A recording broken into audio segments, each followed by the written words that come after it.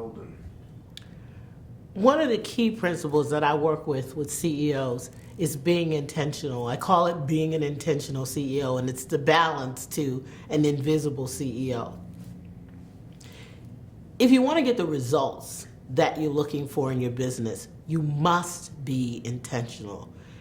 That process is something that can be done over and over and over again. And it's a 6-step process that's easy to remember. The first piece is to vision. The second piece is to imagine. Imagine what you want. And that imagination allows you to reach out into the future and craft that vision of that business. The next piece, which is really, really critical, is setting an intention. We talk about I intend to grow my business to $5 million. That's an intention.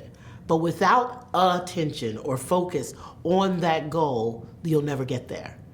The next piece is the action. So you've got that intention and you've got some attention in terms of what you're going to focus on. But then you've got to figure out what are those actions. But not just figure it out here. You've got to actually take that step 1, 2, 3, 4, 5, or 20 along the way. But the last piece, the best piece, is the manifestation. That's when you get to see that what you originally visioned. So it's vision, imagination, intention, attention, action, and manifestation. That's being an intentional CEO. Why should let's do the list again. So in order to get there, it's a 6-step process. Vision, imagination, intention, attention, action, and finally, manifestation. That is being an intentional CEO. Why should I invest my time and energy in your workshop? You know, when I think about a CEO and what they need to do, in order to really get what you want, you need to change how you're thinking. So investing in the work that I do with CEOs is an investment in yourself. And the return is both finite and infinite because it's measurable. We get from where you are to where you're going to be by measuring the gap and working in the gap. But then it's finite because it's based upon anything you can imagine is possible. So that infinite impossibility becomes a possibility based on what you do. So that's the return, that infinite ability to create anything you can imagine.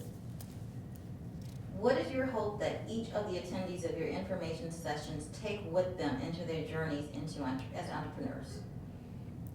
When I work with CEOs and they come to my events or they're part of the 7-figure breakthrough programs or they're part of the CEO mastermind, I always go into it with the same thing, the sense of honor and preciousness that a CEO has come to me and given me their baby. So when they leave, what I want them to take with them is the belief and the understanding and the steps to what seemed to be impossible. Because once they've been through this program, they now know what can actually be achieved and what the steps are to break through that 7-figure ceiling that's stopping you from achieving your goals, your visions, and your success. What are some of the other principles that you live and lead by as a business owner? Yeah, I have a lot of different principles that I work with my CEOs on, and I use them in my business. Do that one again. Start beginning this video real smooth. Okay. So just know what you're gonna say and then start whenever you feel like it. And smile too. Okay. An example of some of the principles that I use in my business and I work with my clients on are one of the ones that I really like and I use a lot is act like a leader. Act like a leader is an acronym for assets, currencies, and transformations. Now, I don't care whether it's in your personal life, I don't care if it's in your business, I don't care if it's your business persona. Those 3 things are critical to success.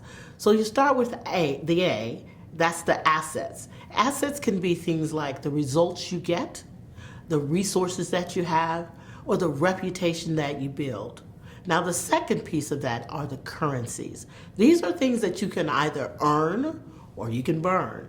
Things like your integrity, trust, respect, credibility, accountability. You got to think about the fact that you can get those, but you can also lose those. And the final piece are transformation. These are the knowledges, the skills, and abilities that you have as a leader. And if you really think about it, when you learn new knowledge or you get new skills, it builds your credibility. So it feeds into that currency that you use, and that builds more trust. It builds more respect. If you can build those two things, then you can move into having more assets, right? We think about assets and we think about liabilities. So your reputation could be a liability, right? The results that you provide in the community, in the business world, could be a liability, but they could also be an asset. So as you start to build those transformations, and then you build your currency, and then you build those assets, that whole piece, whether it's your business reputation or resources or results, or whether it's your personal ones, can then build into this whole thing that makes you be perceived as a leader, or your brand as a leader in the industry. So like that.